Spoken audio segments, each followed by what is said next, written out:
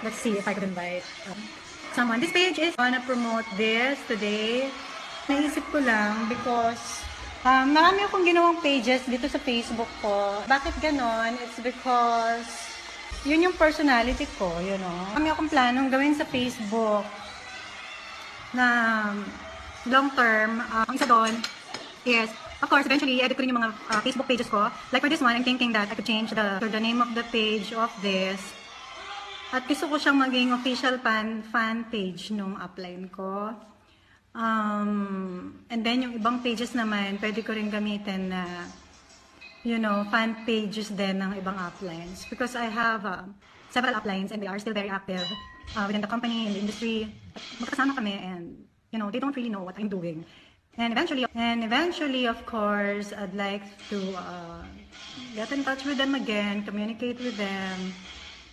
But you see, it's for people who feel like they are in prison, they're stuck, like hindi nila makontrol ang kahit ano, di ba, sa buhay nila, all aspects.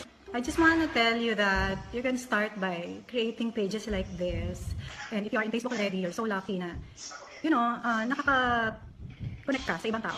For you to be able to interact with other people here, magamit mo yung Facebook Live, is important. Okay. Hi, Bettina. Ayan, si Bettina. I want you to meet Bettina. Okay.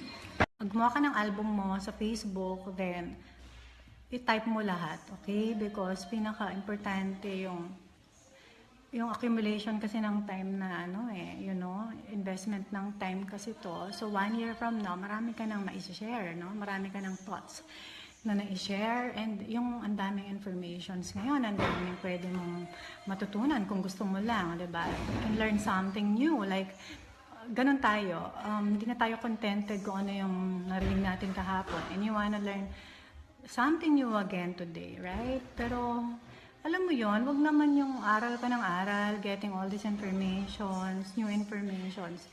Tapos wala ka namang sinishare, lahat nandito. So, you learn how to give, okay? Magbigay ka rin ng blessings, okay? So, help yourself first. Maraming lessons na maibibigay mo sa sarili mo, but you have to be your mentor first. You have to be your leader first. Lead yourself. Hindi applicable sa'yo yung mga sinasabi ng ibang tao. Mako-confuse ka. Anong gagawin ko? You have to create your own. Umpisa ka talaga kung ano yung napifeel mo na kailangan mong gawin ngayon. It's always every day ask yourself, will this make sense kung